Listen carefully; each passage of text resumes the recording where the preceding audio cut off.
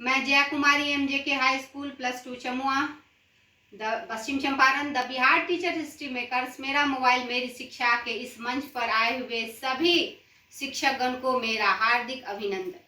और मैं एक सुविचार के साथ फिर आज अपने ऑनलाइन क्लास में हूँ। Honesty is the best policy. मैं फिर विज्ञान विषय लेकर आपके सामने आई हूँ। पिछले वीडियो में मैंने लवक के बारे में पढ़ाया था कि लवक एक कोशिकांग है जो सिर्फ पादप कोशिकाओं में पाई जाती है। लवक की खोज हैकल नामक वैज्ञानिक ने दी थी और इसका नामकरण सिम्पर नामक वैज्ञानिक ने दी थी। खोज किसने किया था? तो हैकल नामक वैज्ञानिक ने। और नाम किसने दिया? तो सिम्पर नाम। यही सिम्पर नामक वैज्ञानिक ने वर्ण के आधार पर इसको 3 भागों में बांटा था: अवर्णी लवक, वर्णी लवक और हरित लवक। अवर्णी लवक जो है वह पौधों की जड़ों में पाया जाता है। वर्णी लवक फल फूल और बीजों को रंगत प्रदान करता है। हरित लवक प्रकाश संश्लेषण की क्रिया में मदद करता है। तो आज हम चर्चा करेंगे हरित लवक की। हरित लवक यानी कि लवक का ही एक भाग है हरित लवक। यह पादप कोशिकाओं में पाया जाने वाला यह कोशिकांग है। हरित लवक को इंग्लिश में हम क्लोरोप्लास्ट कहते हैं। यह हरित लवक दोहरी झिल्ली से घिरा होता है। इसके बीच में तरल युक्त गुहा होती है जिसे हम स्ट्रोमा कहते हैं। इसमें महीन झिल्ली युक्त रचनाएं समानांतर फैली रहती हैं जिसे हम स्ट्रोमा पटलिकाएं या स्ट्रोमा लैमेली कहते हैं। स्ट्रोमा लैमेली के बीच बीच में चपटी और वृत्ताकार संरचनाएं एक के ऊपर एक चट्टे की तरह समूह में व्यवस्थित होती है। इन थैलीनुमा रचनाओं को हम थैलाक्वाइड्स कहते हैं और प्रत्येक थैलाक्वाइड समूह को हम ग्रेनम कहते हैं। अब रचना पर थोड़ा सा नजर डालते हैं। ये देखिए, ये मैंने रफ स्केच खींचा है हरित लवक का। हरित लवक दोहरी झिल्ली से घिरी होती है जिसके बीच में तरल युक्त पदार्थ रहता है जिसको कि हम क्या कहते हैं? स्ट्रोमा कहते हैं। इस स्ट्रोमा में लगातार समानांतर संरचनाएं बिछी हुई हैं जिसको हम स्ट्रोमा लैमेली कहते हैं।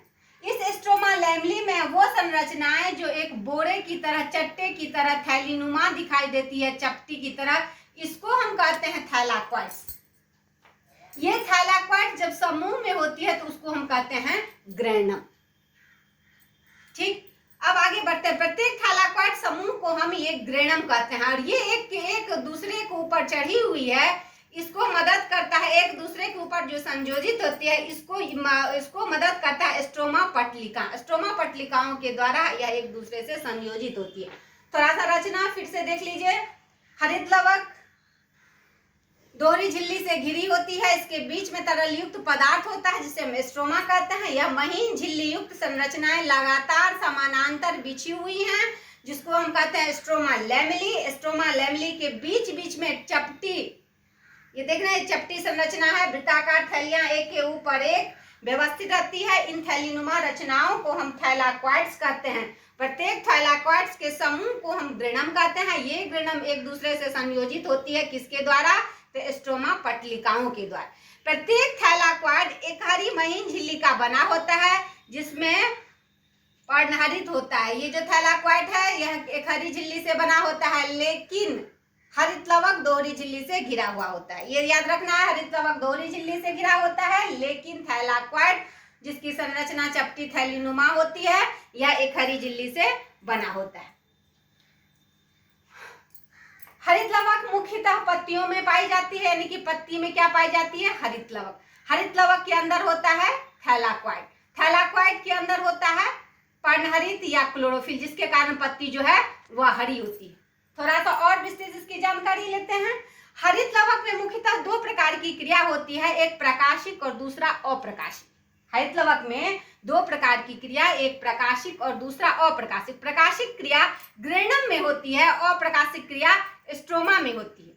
प्रकाशिक क्रिया जब होती है ग्रेनम में तो ग्रेनम के अंदर पाया जाता है क्वांटासोम और क्वांटासोम के अंदर पाया जाता है क्लोरोफिल, जिसके कारण पत्ती हरी होती है। हरित लवक में एक तत्व मैग्नीशियम पाया जाता है जो मैग्नीशियम क्या करता है? यह क्लोरोफिल के निर्माण में मदद करता है।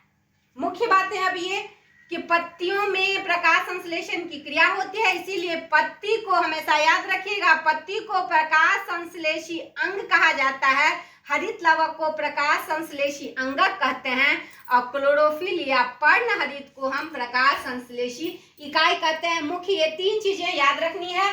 पत्ती को प्रकाश संश्लेषी अंग, हरित लवक को हम कहते हैं प्रकाश संश्लेषी अंगक, क्लोरोफिल या पर्णहरित को कहते हैं प्रकाश संश्लेषी इकाई। इस पर्णहरित की जो खोज थी वह सिम्पर नामक वैज्ञानिक ने की थी।